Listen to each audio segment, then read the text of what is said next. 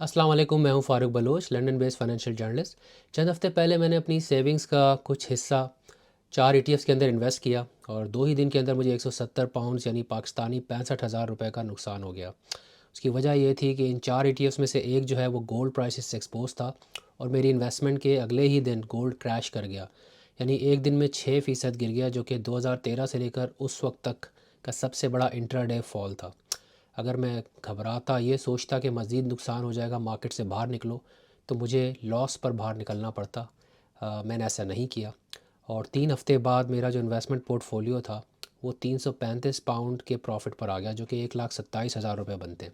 लेकिन मैंने उस वक्त भी कैश आउट नहीं किया, और ऐसा क्यों नहीं किया ये बताने से पहले एक छोटा सा डिस्क्लेमर। इस वीडियो का मकसद जो है वो फाइनेंशियल अवेयरनेस है, और इसको किसी भी लिहाज से एडवाइस ना समझा जाए, क्योंकि मैं कोई फाइनेंशियल एक्सपर्ट नहीं हूँ, ना मेरे पास कोई लाइसेंस है।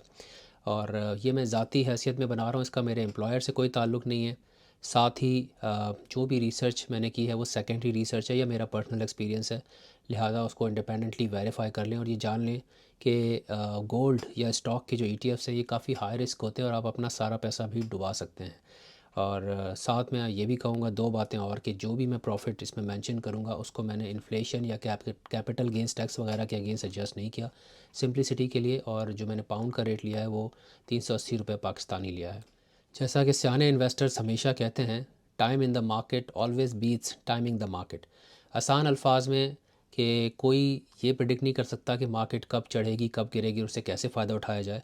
लेकिन अगर आप लॉन्ग टर्म में इन्वेस्टेड रहते हैं स्टॉक मार्केट के अंदर, तो जब भी अपॉर्चुनिटी आती है तो क्योंकि आप ऑलरेडी इन्वेस्टेड हैं, आप उससे फ़ायदा उठाते हैं और आपको प्रॉफिट ही होता है। और मैं इस स्ट्रैटेजी के अंदर बिलीव करता हूँ, ये ट्राइड और टेस्टेड है। लिहाजा मैंने ये पैसे नहीं निकाले, क्योंकि मैं भी लॉन्ग टर्म गेंस की तरफ देख रहा हूँ। और चलिए अब चंद मिसालों से समझते हैं इस चीज़ को।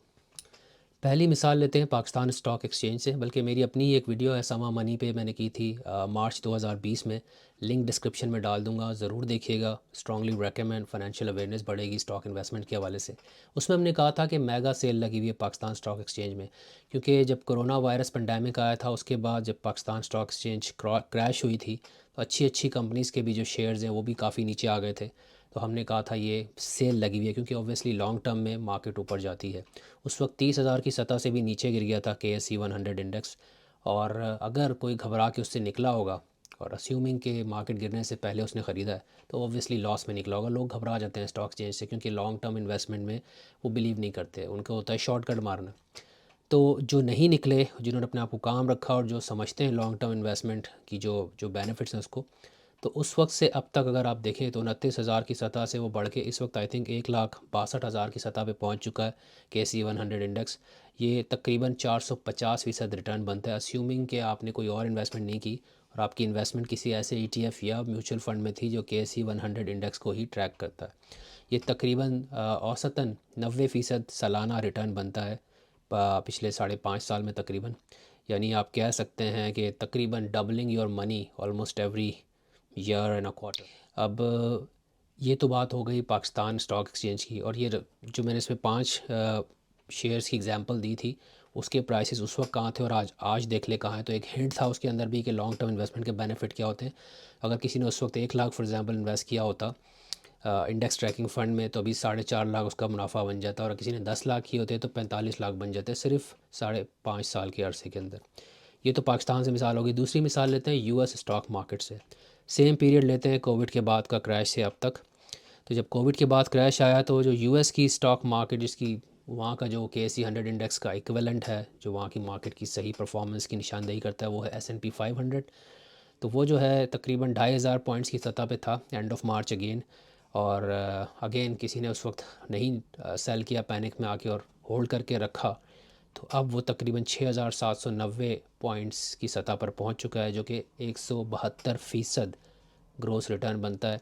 और अगेन सालाना बुनियादों पे भी देखें तो औसतन 34% पर ईयर रिटर्न है ये। अब बात कर लेते हैं तीसरी एग्जांपल UK की मार्केट की। यहाँ का जो FTSE 100 है, FTSE 100, जो अगेन KSE 100 की तरह का इंडेक्स है, जो कि UK की जो स्टॉक मार्केट है इसकी बेस्ट परफॉर्मिंग कंपनी, यानी उनकी जो परफॉर्मेंस है ओवरऑल मार्केट की, उसको ट्रैक करता है या उसको उसका सही मेजर है या गेज है। वो again end of March 2020 Covid के क्रैश के बाद वो था तकरीबन 5,400 पॉइंट्स की सतह पर, और अगेन किसी ने नहीं बेचा तो इस वक्त तक वो 9,700 पॉइंट्स की सतह पर पहुंच गया, जो कि 80% रिटर्न बनता है। और अगर एनुअल बेसिस पे देखें तो भी 16% पर ईयर। अगेन ये पाउंड के अंदर रिटर्न है, रुपीज़ में नहीं है। तो यहाँ तो इन्फ्लेशन भी 2-3% होती है। पिछले 1-2 सालों में ज़्यादा हुई है ऑब्वियसली, 3 सालों में, बट नॉर्मली इतनी ज़्यादा इन्फ्लेशन नहीं होती यहाँ पे। अब ये बेनिफिट है लॉन्ग टर्म इन्वेस्टमेंट का। Now coming back to my own portfolio investment, तो मुझे तो नहीं पता था कि मेरे साथ ऐसा होने वाला है कि 2 दिन में इतना बड़ा लॉस हो जाएगा। क्योंकि मैं इन्वेस्ट करने का सोच रहा था, मुझे ये तो आइडिया था कि गोल्ड के प्राइस बहुत ज़्यादा ऊपर चले गए, करेक्शन आनी है, और 1 महीने से मैं इंतज़ार कर रहा था अब आएगी अब आएगी अब आएगी। मैं टाइम करने की कोशिश कर रहा था मार्केट को।